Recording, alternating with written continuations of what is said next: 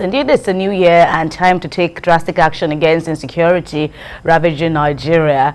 And according to the chairman of the Senate Committee on the Army, Senator Ali Ndume, the federal government should name, arrest and prosecute financiers of terrorism and insurgency in the country. Senator Ndume said that if he could be prosecuted by the federal government for sponsoring Boko Haram based on allegations by the Department of State Service, then government should go after the real sponsors of terrorists and bring them to justice. What do you make of that? It was a 6-year ordeal, as he called it, and eventually the court granted his prayers that there was no establishment of the crime of funding terrorism. Now there was nothing tying him now to that offense. So how do you? I think the government of President Buhari is not really serious about fighting terrorism and banditry.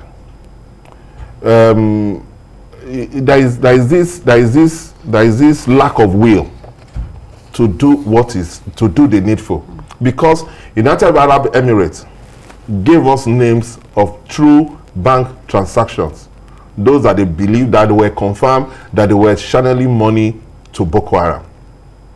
The federal government acknowledged that. A lot of those people were said to be Borodoshan operators. Federal government acknowledged that.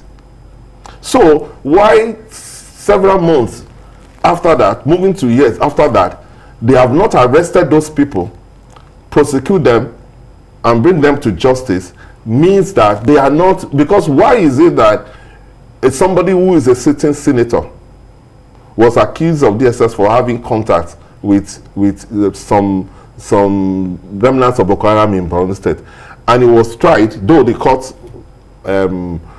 said he has no case to answer. But people that were mentioned by another country who told us that, look, through bank transactions, we were able to see that these people were transferring money to Boko Haram. And the federal government acknowledged that and said, oh, about 90 of them are being identified and all that. And we have not heard anything about it till now. Shows that this government does not really, they don't have the will to fight Boko Haram. And that's the truth. Okay, what do you make of this? The government has, in its defense, several times said it will not fight or prosecute, it will not fight insurgency or terrorism on the pages of the newspaper. It would rather, once it has concrete evidence against them, prosecute, arrest and prosecute them, unlike the name and shame that many Nigerians are clamoring for, including Senator Ndume. Well, if the government has been doing what it says it's going to do, I don't think Nigerians will be complaining by now. If it has been arresting and prosecuting them, I think, you know, it's before you arrest and prosecute that you could be secretive about whatever you are doing. Once it comes to the issue of arrest and prosecution, that becomes a public information, and I guess everybody will have been aware. Even government itself will have come out to say we are prosecuting so and so persons for this and this offense, like we saw during the NSAS movement, where some accounts were traced to be financing the NSAS movement, and they were frozen. Yeah, they were frozen, and aside that, some people were prosecuted. They were tried for that offense. So, and before the case was struck out in any case. So if government has been doing what it claims it's going to do, or it's doing, I don't think people would have been complaining. It's clearly, we have a clear case of government saying one thing and doing another thing when it comes to cases of insurgency and insurgents in Nigeria. And it's so sad and unfortunate, because when you have a serious matter like this and you have a government that you cannot really hold your chest to say that it's working, it's serious about doing something about ending the problem, it becomes a problem. Why? Because we are, look at what is happening. For example, now we are not even dealing with insurgents alone. We now have bandits joined to the insurgents, to the Boko Haram insurgents, and everybody is like having a field day because it's as if nothing is happening, no matter what the government tells us that they are doing. And I know they must be doing something, but it's just that whatever they are doing is not just adding up. And one of the reasons why this may not be adding up is because of this handling of matters with kid gloves. Like, you are not really serious minded about what you are doing. What stops us from prosecuting? Is it that Nigeria is saying that since this Boko Haram insurgency has begun, we have not arrested anybody, and we don't have record of any financiers of Boko Haram in Nigeria? Do you get it? I mean, is that what we are saying? Even if that is what we are saying, how do you perceive that kind of attitude from government? Do you get? Because you don't expect a government to tell you that kind of trash. All right. But if and when, you know, the government gets to the point of prosecuting, in October last year, or around August to October, there were talks that about 400 BDC operators, you know, would be prosecuted. And yes, you're right, nothing much seems to have, you know, circulated in the aftermath of that, despite the assurances that, you know, more concrete measures or more concrete information would be done. But even when we get to that point, how much seeing as our judiciary is plagued by, you know, so many challenges, how much level of success do you think the country would get in line with, you know, other counter-insurgency measures? When we get to that bridge, we'll cross it. It's a different thing if government says, we've done our bit, we've identified those people, it's left for the courts to do the needful, then we can understand that. My problem with government is that for whatever reason, they don't seem to. Let me interrupt you. We have our first caller, David from Akure. Thank you for joining in. Please join the conversation. Hello, David. Hello, David. Please carry on. Okay, my problem with this government is that you spend so much money buying hardware for the military. Every day we lose our soldiers, every day fighting these insurgents. And then a foreign country gives you a very good information to say, look, these are the people that are channeling money to these insurgents, and we want to give it to you. And the government acknowledge it. It's a different thing if it is in the realm of rumor. The government acknowledged that, yes, those people have been identified and that they were going to do something about it. Everybody knows that when you are looking at insurgency, what is important is to trace the money. Without that money, that insurgents cannot do much. They need money to buy equipment. They need money for logistics. They need money to pay their soldiers. So that is why when you are fighting terrorism, you try to trace the money, because if you can cut off the money to those people, half of the battle have been won. If you can do that. So if government gets information that these are the people who are channeling this money, and most of them are in the bureau de change, so it means that it's not even their money per se, but there are people who are sympathetic to these people and are sending money to them, and you are taking it with so much levity. It's unbelievable. When you look at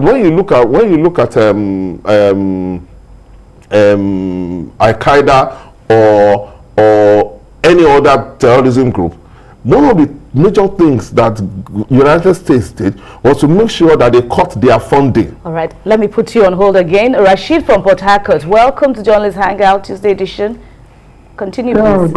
Good evening. Happy New Year. Carry on, please. Happy New Year, same to you. Yeah, sorry, I want to comment on Magodo issue. Please, there is something we are missing. Uncle Mayor, you are talking about what the analysis does not. Nobody mentioned that the police authority actually handled anybody in that estate. Is that we are supposed to give the police kudos that the whole commissioner of police drives into a gate, a civilian gate for that matter. Nobody was handled, no single bullet was shot. We should give police kudos for that matter. How how best could they have handled it?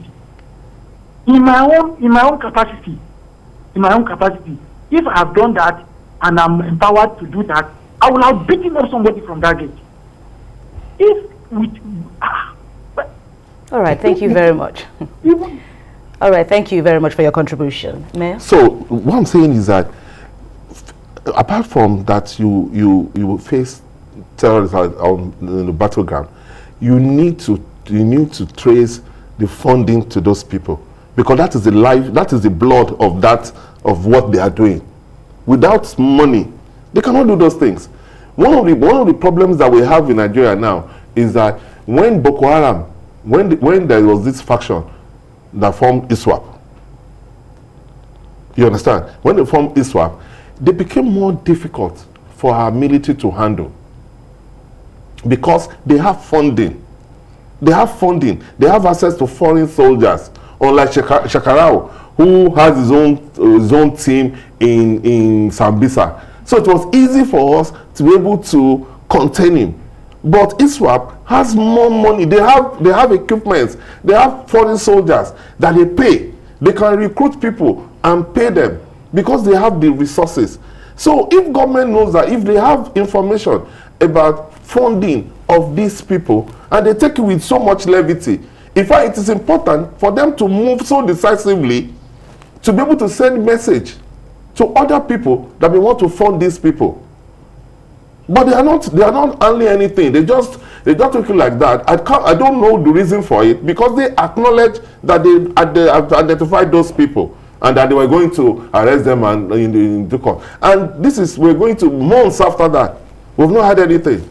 And that is what the senator is saying. To say, look, you now have people who are the real sponsors of these people. Why are you not going after them? And the president is also quoted as saying during his Independence Day address last October that there were even sitting senators who they had found or suspected to have some sort of ties with the terrorists. Another school of thought from even within the National Assembly itself says, unless these persons are named, every other person becomes suspect as having a hand in financing terrorism, unless the government indeed, goes further to identify these people. Yeah, that's basically something that everybody should be able to know without saying anything on that. For me, if you say there are sitting senators that are probably sponsoring insurgency and you are not mentioning them, the simple conclusion will be that it's just a mere excuse. Because if you know them, if what you are saying is really true, and if you are really serious about ending this problem, the next simple thing to do is to mention names, is to name names. Okay, why are you hiding their names? Are you trying to protect them? That should be the next question. Are you trying to protect them? Are you trying to persuade them to repent or to change? Are you afraid of going after them? What could be your reason for knowing something that's dangerous and not doing something about it? Those are the questions that people will be asking. But for me, whatever could be the problem or whatever the government is doing, we need speed at this point. I think we need a lot of speed.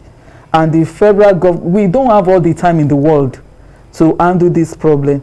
And like he said, you need to pass messages across to people, and the kind of message you are passing across now with the way this issue is being handled is like, it's a message of we don't really want to do anything. There is a difference between what you say and what you do, and people say action speaks louder than voice. I think we have got to a time that we need to put in more action